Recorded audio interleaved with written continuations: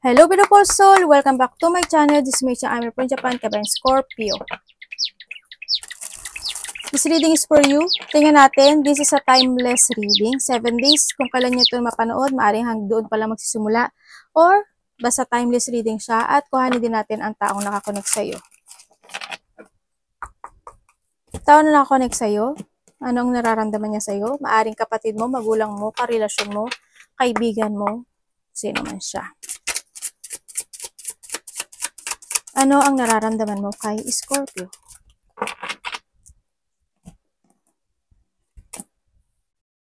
Iba sa inyo is maaring kaibigan nyo to. Kaibigan, kapatid, ganyan.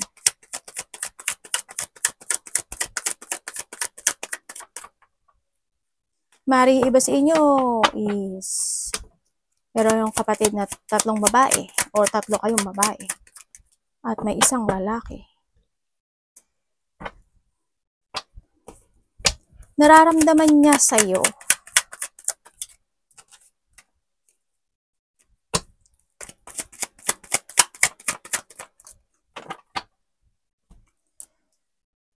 okay, tingnan natin ha. Meron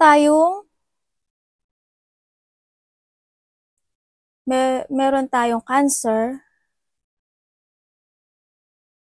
Gemini, Aries, Leo, Sagittarius,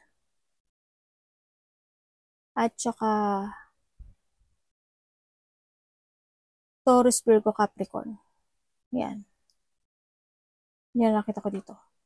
Kung kayo is magkahiwalay nitong tao na to, nararamdaman niya sa'yo. You're a person na very supportive. A person who give love talaga sa kanya. No? Andun yung situation na nararamdaman niya sa'yo na nagkaroon ng nagkaroon ng hindi maganda in this relationship. Kumbaga, andun yung sitwasyon na nagkaroon ng dissatisfaction. Kumbaga, maari nagkaroon ng third party sa iba, or maari naman na nagkaroon ng pangloloko, no? Nagkaroon ng pagbibitray, nagkaroon ng pagsisinungaling sa iba. Yun, ang nakikita ko dito.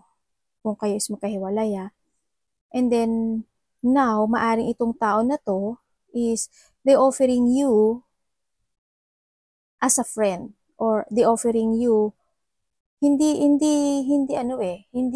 as a lover Ang nakita ko dito, siguro handin lang yung sitwasyon na hanggang dun lang yung kaya niyang i-offer sa'yo.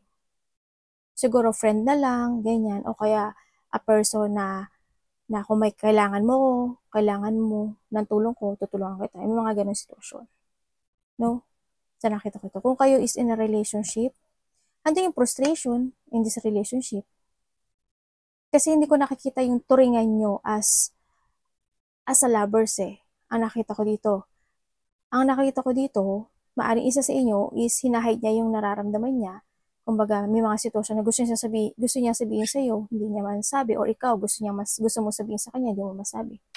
Yun nakikita ko. Nagkakaroon ng mga rejection or nagkakaroon ng hindi magandang sitwasyon. Pero handun naman yung suporta sa nakikita ko dito.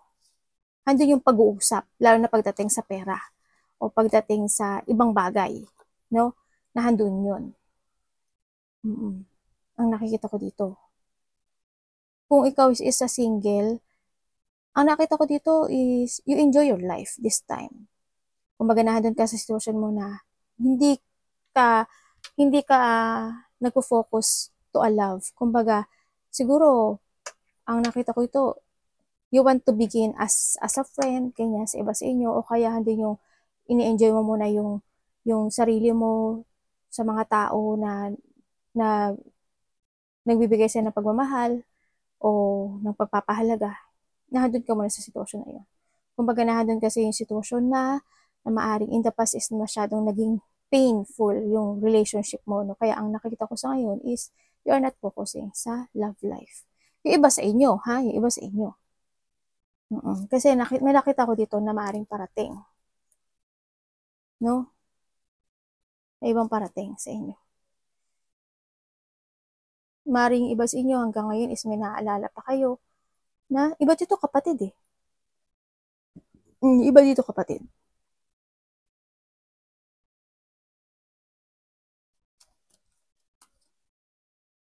Maaaring kung ito is kapatid o kaibigan, siguro ikaw o vice versa.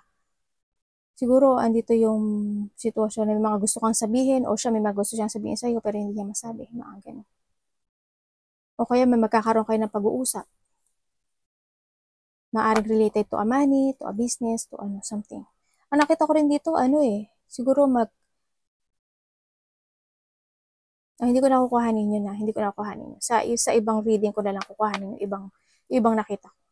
Dito na lang sa feeling. Yun ang nakikita ko.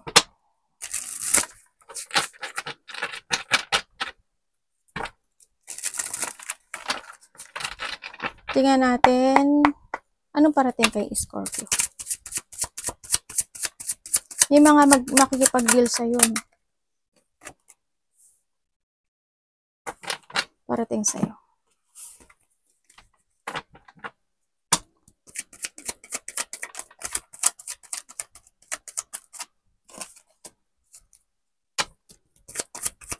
Magkakaroon ka daw ng mga pagpaplano sa nakikita ko dito. Pero ang nakikita ko, may hirapan ka atang magdesisyon. Kung may mga idea ka, halimbawa may mga idea ka na or plano na gusto mo i-pursue pero hindi mo agad yun magagawa. Sa nakikita ko dito. Maaring may mga gusto kang pag-aralan o may mga gusto kang gawin. No? O plano. Pero ang nakita ko dun, you're being stuck. Kumbaga, may stuck ka dun sa bagay na yun. Yun na nakita kong parating sa'yo. Halimbawa, may gusto kang i-improve o may have an idea to pursue, mga ganyan. O gusto may plano ka na gusto mong gawin itong project na to. Gusto mong ganito, gusto mong ganyan, gusto mong ganun. Pero ang nakita ko sa'yo is may stuck ka. Yun na nakikita ko sa'yo. And then nakikita ko rin sa'yo na yun nga, may mga difficult decision na kailangan mong harapin. O kaya din yung sitwasyon na mababurnout ka, madidrain ka, ganyan. O kaya may mga bagay na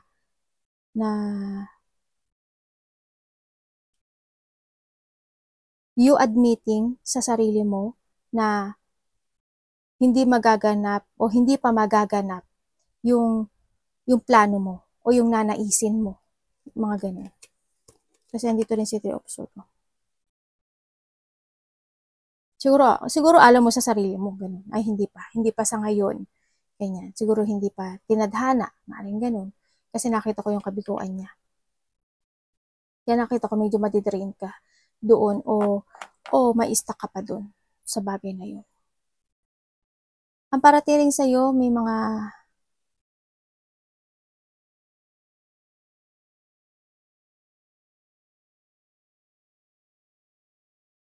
maaaring may nakakausap ka? May nakakausap ka na or maaaring nakausap mo na, maaaring itong tao na is nilak mo o hindi mo na siya nakausap pa. Kasi may tao dito na may masamang balak sa'yo o may masamang intention o may hindi magandang iniisip sa'yo. Sabihin. Maaaring itong tao na to bigla kang kausapin, diba? Or gusto kanyang kausapin. Yun ang nakita ko sa kanya. Ingat ka na lang. Kasi medyo hindi ko nakikita yung good intention nitong tao na to. Meron tayong Libra,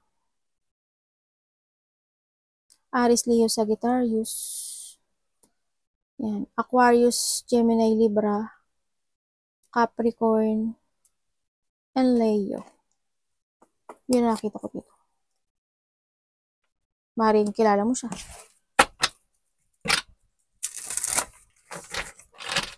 Ay, iPad natin, anak. Hindi na tayo natapos sa ano. Tingnan natin, tao na nakakonect kay Scorpio. Ano ang intention mo kay Scorpio? Tandaan nyo, palaging maaring tayo is a vice versa. Dito na anak ko, dumating na. Anak, kamusta ka sa baba? Intention niya sa iyo is a Knight of Swords.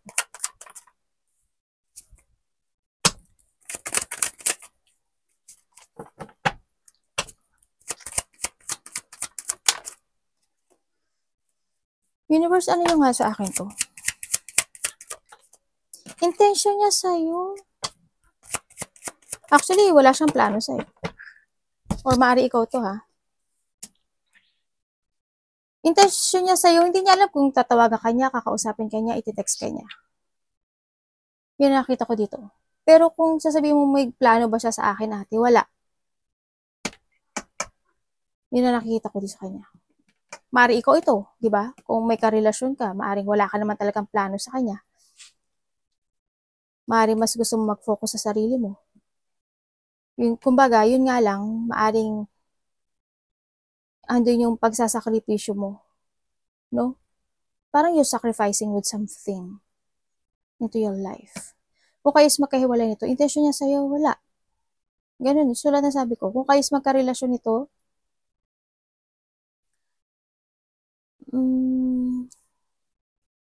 kung magkarelasyon kayo, ang nakikita ko kasi dito, andito lang siya sa ano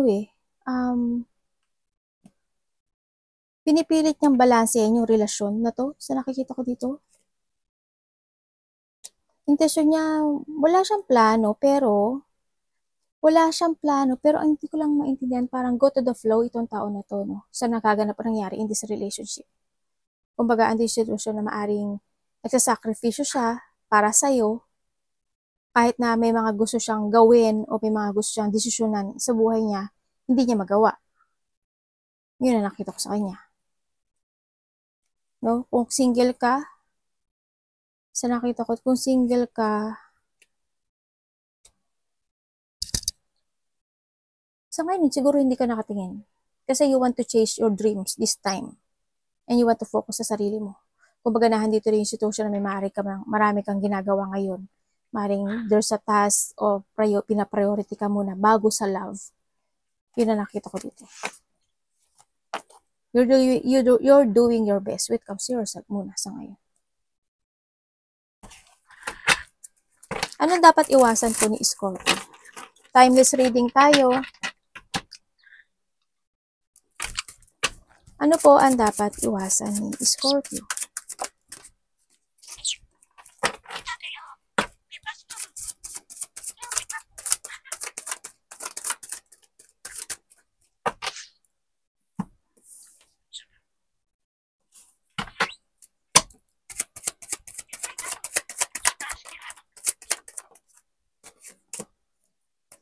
Iwasan mo daw yung isang situation sa buhay mo na ma-out of balance ka o hindi ka magtiwala sa sarili mo, hindi ka bumilib sa sarili mo, sa kakayahan mo.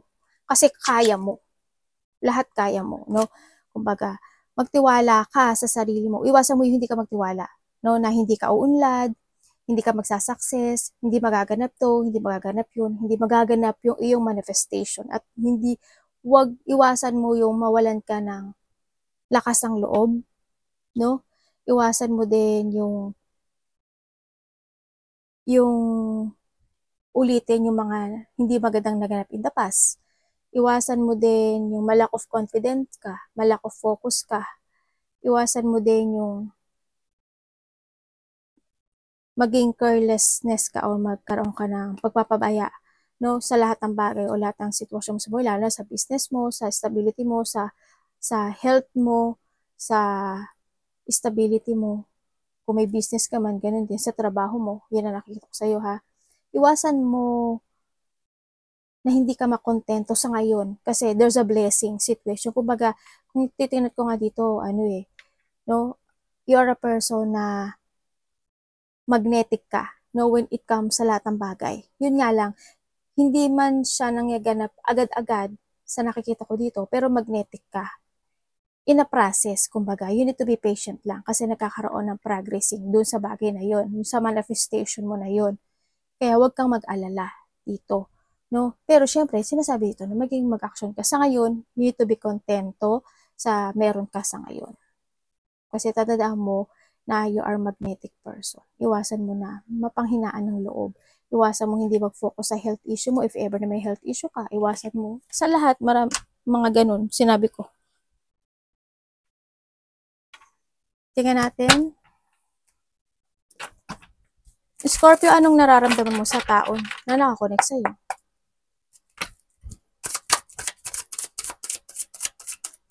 or vice versa tayo.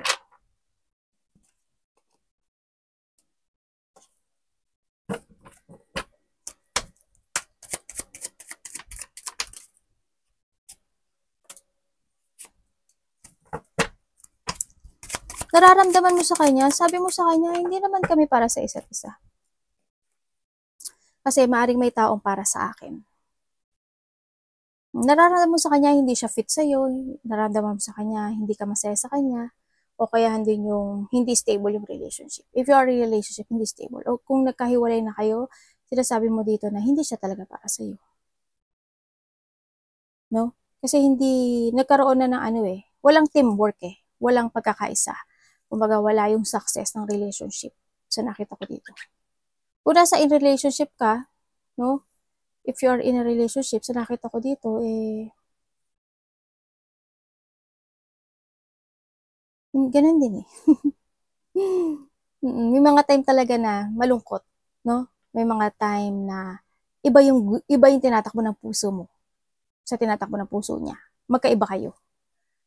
Yun ang nakikita ko dito. Kung single ka,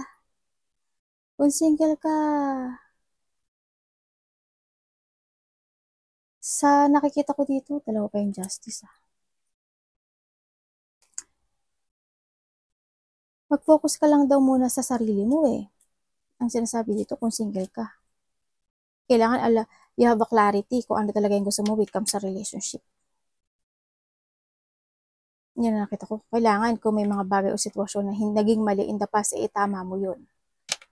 Alamin mo kung ano yung mga dapat baguhin, desisyonan, i-change, mga ganyan, aksyonan, mga hindi magandang nangyari in the past, tama mo na. Kailangan magkaroon ka daw ng clarity kung ano talaga yung gusto mo when it comes to a love dito. Gusto mo lang ba talaga na mahal ka niya? Diba? Gusto mo lang ba talaga, paano kung gusto mo lang ba talaga na, halimbawa, mahal mo nga siya, hindi ka naman ganun niya kamahal. Tapos malaman mo na, hindi pala ganun. Siya nag-focus sa'yo, diba? Kumbaga, alamin mo muna yung gusto mo talaga with comes to a love. Any opportunity pa kay Scorpio. Sa ngayon kasi is you need to value yourself sa ngayon.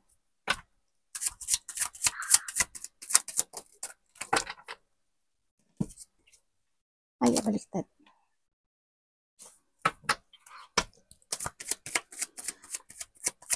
Sa ngayon, sa nakita ko sa'yo dito, siguro mayroon kang mga i-ilusyonin. Sa nakita ko dito, meron kang mga sitwasyon na gusto mong hihilingin, no, na mangyari. Yan ang nakikita ko sa'yo dito. And then also, siguro, yung iba sa inyo is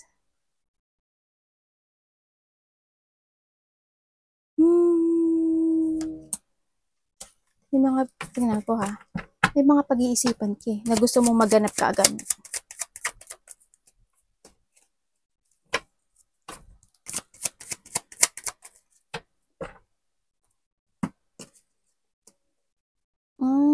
Okay.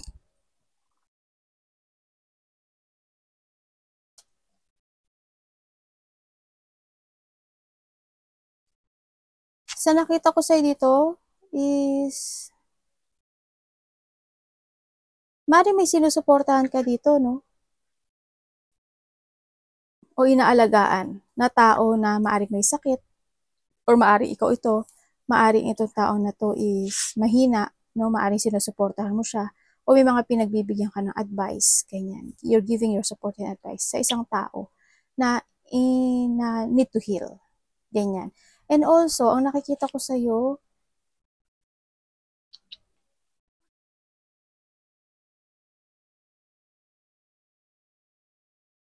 na bigla ang makikipag-usap sa'yo. Yan nakikita ko sa'yo ito. Or ikaw to. May pag-uusap. Maaring a mother figure, maaring kapatid mo, magulang mo. Ako nakikita. Maaring din yung may pag-uusapan kayo related to a money, o kaya related to a business, mga ganyan. Ako nakita.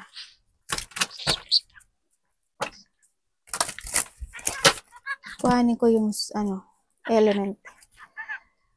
Element is Pisces, Aquarius, Gemini, Libra, Pisces, Cancer, Scorpio. Ano ba nandito kanina? O Aquarius, ganun din. Yun ang nakita ko dito. Or maaring a mother figure siya. Kung ano man siyang element, no? Dito.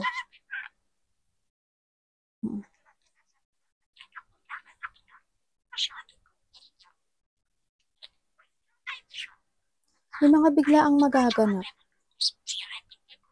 Sana walang, siguro in the past may biglaang gulo o may biglaang nangyari, no?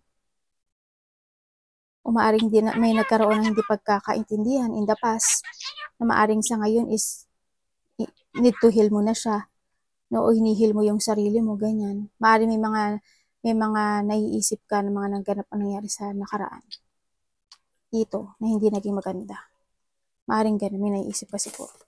Tingnan natin yung money mo, Scorpio. Kamusta po yung money ni Scorpio? Timeless reading.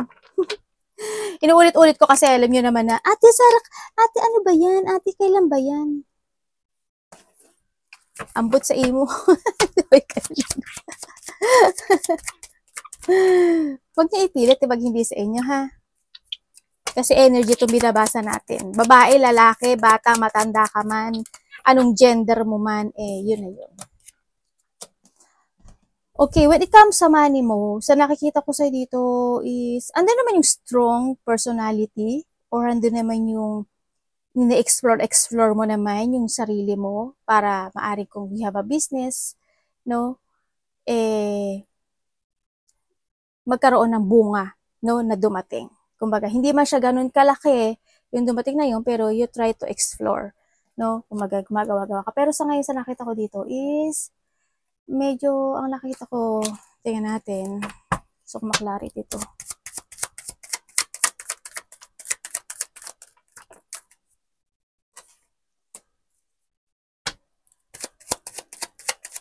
Medyo stagnant to, Tingnan ko nga. Ala, ang dami naman lumabas. Ay, we have the full. Okay, maganda naman pala. Lumabas talaga siya. Siguro, yung iba sa inyo, may mga unfinished business. No? O may mga binabayaran pa. O kaya mayroon pa mga naka-delay na plano when it comes sa pagpapatakbo ng pera. No, halimbawa, meron kang plano na gusto mong gawin to kasi gusto mong kumita pa ng malaki. O gusto mong gawin yan kasi gusto mo na magkaroon ng ganito, ganyan. Maaaring may delay doon, no? Maaaring may mga unfinished business or kaya may mga utang kayo na mayroong may delay. Nakita ko dito, when it comes sa money mo, is, in this timeless reading, is, ang nakikita ko dito is, meron kang didesisyonan na isang bagay o na isang sitwasyon sa buhay mo na pwede mong ikashock. Ibig sabihin, hindi magiging maganda, di ba? Na pwede siyang, ang pera mo is mag-back to zero or hindi mangyaring successful yon. Halimbawa, halimbawa, nag-ano ka ng stock, di ba? You have a stock. Tapos, naglagay ka doon ng pera. In-expect mo na lalaki yon o tatama ka o magbubunga ng maganda. Maaring hindi siya magbunga ng maganda sa inaakala mo. Hindi ganun. Don't expect too much dun sa didesisyonan mo when it comes to money. Yun ang nakita ko. Arigatou naman si God bless.